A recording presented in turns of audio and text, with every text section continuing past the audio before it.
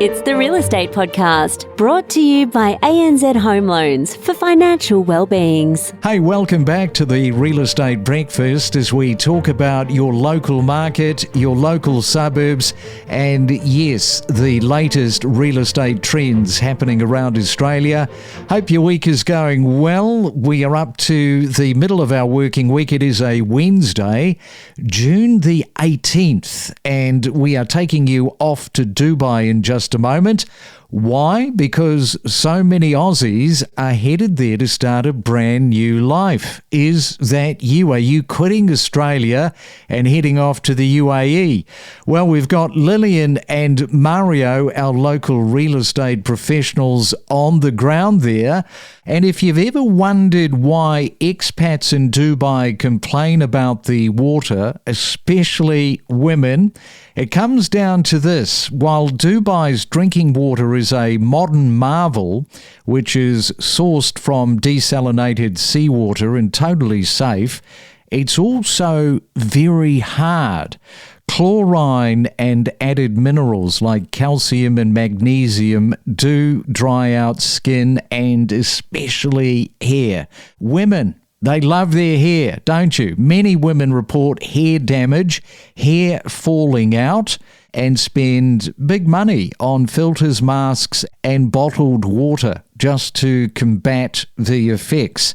Well, it is a desert city after all said and done, but if you do love your hair, you might just have to spend a little more money regarding this. And let's bring in Mario. Mario, women really complain about this because they do love their hair. Yeah, I mean, my wife washes her hair quite regularly during the week. It is like military maneuvers. This has been a topic of discussion for a while. I'm not that convinced, to be very honest with you. My hair, when I look at it, it's obviously thinning with age, but apart from that, I know that she spends a lot of money with sort of filters and what have you before anything actually happens. So I've never seen any changes from her. Now, it could be because she's counterbalancing it with all these filters, but you'd think that if there is a problem, you'd have the problem first and then you go to try and resolve it. But with her, she went straight in with filters and creams and shampoos and all the rest of it. And I've never seen any difference. Yeah, well, that's because she started from the get-go. She's very smart, Jax, isn't she? Well-prepared woman. Possibly, but maybe there wouldn't have been a problem. Who knows? Well, you don't. Talking of problems, there was a massive problem, a blaze, which erupted in Dubai's marina's 67-storey Marina Pinnacle Tower. This happened on Friday, sending around just under 4,000 residents fleeing from 764 apartments. If you are listening and wondering, well, what does the Dubai Civil Defence actually look like when it comes to their equipment? Well, I can tell you, they've got newer aerial fire trucks in Dubai that can pump water up to 32 floors. That's approximately 100 metres altitude. Sharjah's civil defence is pioneering drone-based firefighting, scaling to 150 metres. That is 40 floors in just 18 seconds, spraying water or foam with thermal imaging support. I mean, that's really high-tech, isn't it? Yeah, definitely. I mean, I'd actually read about the drones before. They're just a little bit more than just a nice light show in the sky. I mean, these things are very, very useful, and it's good to see that actually they can get them that high with water to extinguish. But going back to this particular fire, yeah, I mean, it started late on Friday, and the civil defence worked really, really well. The beauty here is that despite the tragedy of all this, nobody was hurt, thank goodness. And not only was that tower evacuated, but for safety, they actually evacuated a couple of other towers either side. So everything was brought under control, although it was the early hours of Saturday morning, they were still smouldering. It was a pretty big fire, actually, and we still don't know what happened or why it happened. But as I say, thankfully, everybody got out and there were no injuries. Let's go to you, Lillian, because the Fitch report that came out at the beginning of June is still causing a little bit of a stir. Fitch is an American credit rating agency, and the report said that up to 210,000 homes would be delivered in 2025-26, and prices could fall, Lillian, approximately by 15%. Good morning. Good morning, Craig. What a headline. I wanted to touch back on this because I have had a few clients, particularly from overseas, asking about how accurate the predictions are.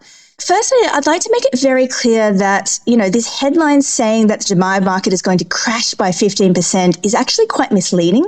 Let's talk first about supply and delivery. Yes, there are a lot of homes that are due to be handed over this year and next, but in Dubai, only about 56% of projects ever reach handover on time.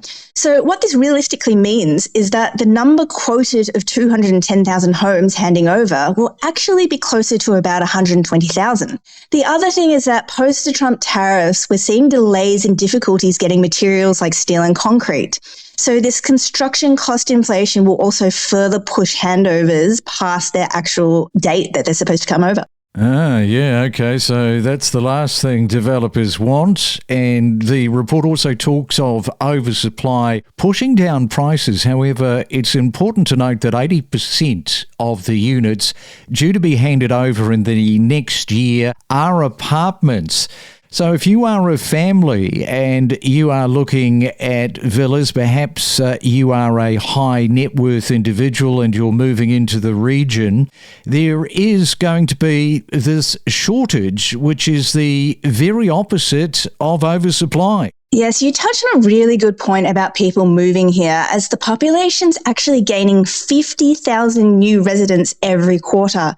We know people are moving here for lifestyle, but also bang for buck. So gross rental yields, they're around 6 to 9%, which is very strong compared to global competitors.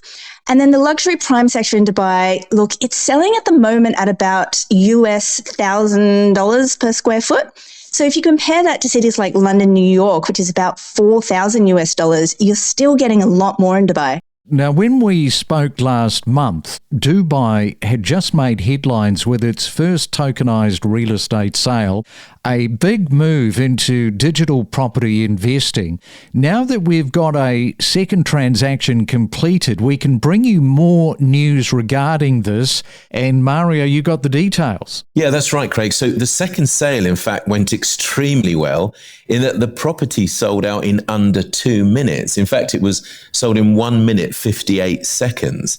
There were 149 investors from 35 different nationalities interested to actually buy this unit, and more than 10,700 new investors joined the waiting list. Now, sales, I think I've explained this before, sales start from as little as 2,000 dirhams. The average investment size this time was around 10,714. This featured a one-bedroom apartment in Mohammed bin Rashid City and was offered at a reduced price of 1.5 million dirhams compared to the actual estimated price of 1.875 million. Just to recap, the first tokenized sale was a two-bedroom apartment in Business Bay. Again, that was sold at a discount of nearly 500,000 dirhams and attracted 224 investors from 40 nationalities. Now, that took a little bit longer to sell out, being the first one. That sold out in under 24 hours. This one, as I said, just under 2. So it looks like this is going to become more mainstream as investors decide to buy shares of a property rather than the whole unit. When you say it's going to become more mainstream, when people hear that, something is sold in 1 minute 58 seconds, under 2 minutes, people are going to think, well, what's the point? I mean, this is just nuts. It's so fast. I guess when you get the multiplier effect and a lot more properties coming online, then maybe it's going to take a little bit longer. But for me, I would just go the traditional route. Look, that's right. I actually agree with you. I think the more traditional way, we're buying houses here, we're buying apartments, we're not buying the latest whim or some hotcakes or something where it doesn't matter if you make a mistake. People have to think about it. So I do agree that the speed at which this particular tokenized unit went is a bit scary, but that's purely and simply because of the demand. And it's a little bit like the off-plan market here anyway. They sell out in hours now. 300-400 apartments just sell out. And the reason being is because people have done their due diligence, they're ready to buy, and the ones that do buy, and that's obviously a good thing for the market. But yeah, with more coming on, they won't sell out quite this quick. So you can take a little bit of time, I would hope. Dubai's real estate market, as we know, continues to outperform global expectations. I mean, just about with every barometer. A recent OIA properties report even ranked it among the hottest in the world. Probably no surprise there. So what's really driving the surge beyond just the sale volume? To give you a little bit of a broader economic picture in the UAE, Mario, you've got some more of these numbers to break down. Yeah, so Dubai's main stock index rose over 25%. It reached a 17-year high last month. And the main driver of this is the actual GDP growth of 5 to 6% for the year. And of course, the government diversification strategy that has seen the non-oil sectors contribute over 70% of Dubai's GDP. Now, tourism supports this growth with 19 million visitors last year. That represented a 12% increase year on year. Foreign direct investments also increased by 15%, with international buyers counting for over 45% of real estate transactions year to date. And lastly, there's actually been a 30% growth in foreign-owned real estate companies, which obviously reflects the overseas appetite for Dubai's property investment overall. We talk about these global events just to finish up, Mario. We've got the war in the Ukraine with Russia. Now we've got Iran and Israel. That doesn't look too promising. How much sort of chatter among your friends? You know, is this something that is being offered up in conversation? Because it is with me. People are saying, boy, is this something that's going to escalate into something a little bit larger, a little bit even more threatening than what it is already doing at the moment? Well, yes, of course, that is the concern. I mean, the whole thing is a concern, but it is the escalation. I mean, I'm going to just say something that some listeners may find quite weird, but whenever there is conflict, no matter how close to home, Dubai does seem to benefit from it in the sort of short, medium, and indeed long term. I don't like, obviously, hearing what I hear on the news. It is on our doorstep, but it's talked about, but not talked about as much as you think it would be, if that makes sense. We just carry on as normal here. We feel very safe. We feel very protected. And I just hope that the three of them, and by that I mean America as well, get round a negotiating table and restore peace. But going forward, we just carry on as normal here, to be honest with you. Yeah, big egos at play. You've got Trump, you've got Netanyahu, and you've got Iran. It all just looks so messy, so untidy. Let's hope it doesn't escalate into something much, much larger. Thank you, Mario, and thank you, Lillian, for once again giving us the latest real estate news from Dubai. Thank you so much, as always. Happy week to all the listeners. Ready to take your real estate knowledge to the next level?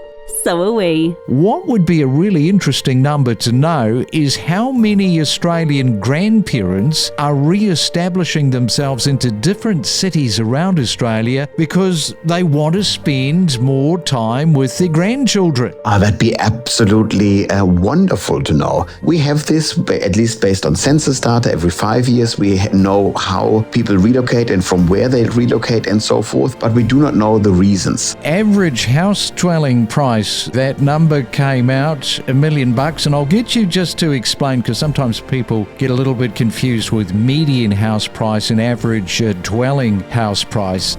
Exactly. So what we heard here, the announcement, so we're not just looking at houses, we're looking at apartments, flats as well. And if you take all of the units, houses sold, and you add up all the money divided by the number of dwellings, we now are over $1 million. We connect you to the best real estate information across Australia. The Real Estate Podcast.